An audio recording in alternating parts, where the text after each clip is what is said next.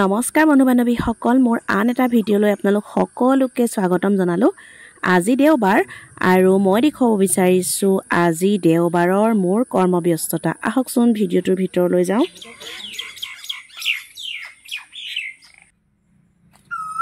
ৰাতিপুৱাই আজি পৰিৱেশটো খুব সুন্দৰ। আহকচোন প্ৰথমে অকণমান চৰাই মাতকে শুনো।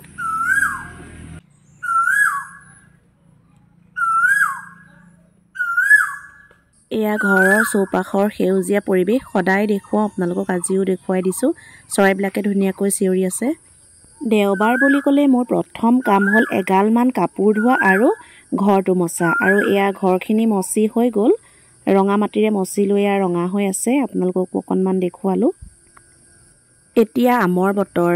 আমাৰ ঘৰত কেইবাজোপাও আম গছ আছে আৰু এয়া ডাল ভৰি ভৰি আমবিলাক লাগি আছে। এইবাৰ বান্দৰে অলপ উৎপাত কৰিছে, বহুত আম বান্দৰেই খালে আৰু বাকী কেইদিন খাবলৈ তেনেকৈ সময় নহয়। আৰু আজি ভাবিলোঁ আম অলপ পাৰোঁ। এয়া আম পাৰিলোঁ, কেঁচা হৈ আছে, অলপ অলপ পক ধৰিছে আৰু বান্দৰে বেছিভাগ খাইছে। সেইকাৰণে ভাবিলোঁ আজি দুটামান ঘৰৰ আম কাটি খাওঁ। এই পোকেও ধৰে অলপ অলপ, মানে যেতিয়া পকিবলৈ আৰম্ভ কৰে পোকে ধৰা নিচিনাও হয়। তথাপিও এই দৰৱ নিদিয়া ঘৰৰ আমৰ জুতিয়েই বেলেগ নহয় জানো। সেয়ে ভাবিলোঁ আম খাওঁ আজি।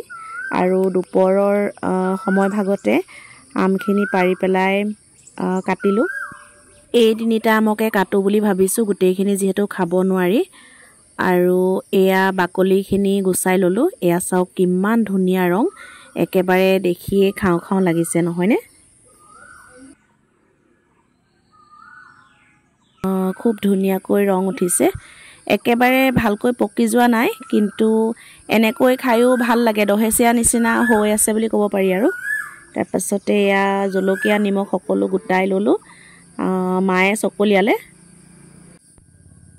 আৰু এয়া ধুনীয়াকৈ নিমখ জলকীয়া সানি লোৱাৰ পাছত খাব পৰা হৈ গ'ল। এয়া চাওক কিমান ধুনীয়া লাগিছে, ইমান ধুনীয়া ৰং আৰু খাবলৈ খুবেই ভাল। বৰ টেঙাও নহয় মিঠাও নহয়। তাৰপাছতে আৰু এটা আপোনালোকক আজি দেখুৱাওঁ। এইখিনি আচাৰৰ বাবে কৰা হৈছে, মানে হালধি সানি পেলাই অকণমান ৰ'দত দিয়া হয়। আচাৰৰ বাবে কাটি থোৱা আমৰ ডলাকেইখন আপোনালোককো দেখুৱাই দিলোঁ। মায়ে মই দুইজনীয়ে মিলি এইখিনি কাটিলোঁ আৰু এইখিনি সোনকালে আচাৰ কৰা হ'ব। বেছিভাগ আম চৰাই আৰু বান্দৰেই খাই নষ্ট কৰিছে। অলপমান আমহে আমি ঘৰত খাইছোঁ বা এনেকৈ আচাৰ কৰিছোঁ। কেইজোপামান টেঙা আম আছিলে, সেইকেইজোপাও চৰায়ে খাই প্ৰায় শেষেই কৰিছে। সেইকাৰণে অলপমান পাৰি পেলাই এয়া বাকী যিখন সময় পাওঁ আৰু তেনেকৈ মাজে মাজে আচাৰৰ বাবে এইখিনি কৰি থোৱা হৈছে। মই গোটেইখিনি আপোনালোকক দেখুৱাই দিছোঁ। এইজোপা গছ বাৰু আপোনালোকে চিনি পাইছেনে? আমাৰ বাৰীত প্ৰায়ে থাকে, নিশ্চয় প্ৰায়ভাগৰে বাৰীত আছে। আৰু এই যে দেখিছে ভেঁকুৰিবিলাক, এইবিলাকক হাতী ভেঁকুৰি বুলি কোৱা হয়। এইবিলাক খাবলৈ খুব ভাল। আজি দেওবাৰ বুলি এইখিনিও ছিঙি পেলালোঁ মায়ে মই, আপোনালোককো দেখুৱাই দিছোঁ। এইখিনি বইল কৰি পিটিকা কৰিও খাব পাৰি বা ভাজিও খাব পাৰি।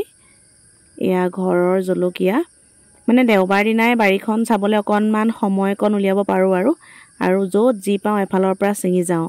আৰু এয়া আমাৰ ফুলজোপা, এইকেইদিন বৰষুণ দি আছিলে, খুব ধুনীয়াকৈ ফুলজোপা ফুলিছে।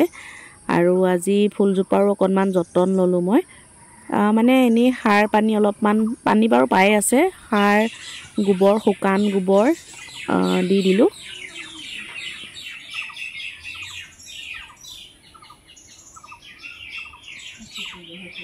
আৰু এইখিনি একেবাৰে ঘৰুৱা সতেজ বস্তু।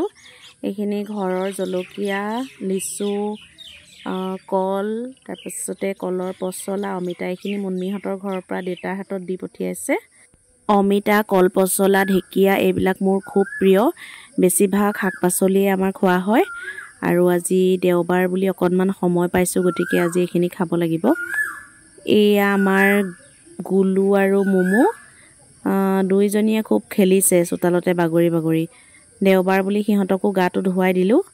আৰু এয়া গা পা ধোৱাৰ পাছত এয়া সিহঁতৰ অৱস্থা। ইমানেই দুইজনীয়ে খেলিছে নহয়, দুইজনী একেবাৰে থাকিবই পৰা নাই। দেওবাৰৰ মোৰ আজিৰ কামখিনি শেষ হ'ল। লাহে লাহে আবেলি হৈ আহিল। আবেলি হোৱাৰ পাছত এতিয়া গধূলি হ'ব আৰু বেছি সময় নাই। এয়া মোৰ ফুলবিলাক, বৰষুণ পাই ধুনীয়া হৈ আছে। সন্ধিয়াটো নামি আহিল আৰু এয়া দেউতা গোসাঁই ঘৰত সোমাইছে। সন্ধিয়াৰ চাকি গছ দেউতাই জ্বলাইছে। আজি আমাৰ ঘৰৰ দেওবাৰটো আপোনালোকক দেখুৱালোঁ। আজিলৈ ইমানেই। আপোনালোক সকলোকে অশেষ ধন্যবাদ জ্ঞাপন কৰিলোঁ। নতুন ভিডিঅ'ত পুনৰ লগ পাম। ধন্যবাদ জ্ঞাপন কৰিলোঁ।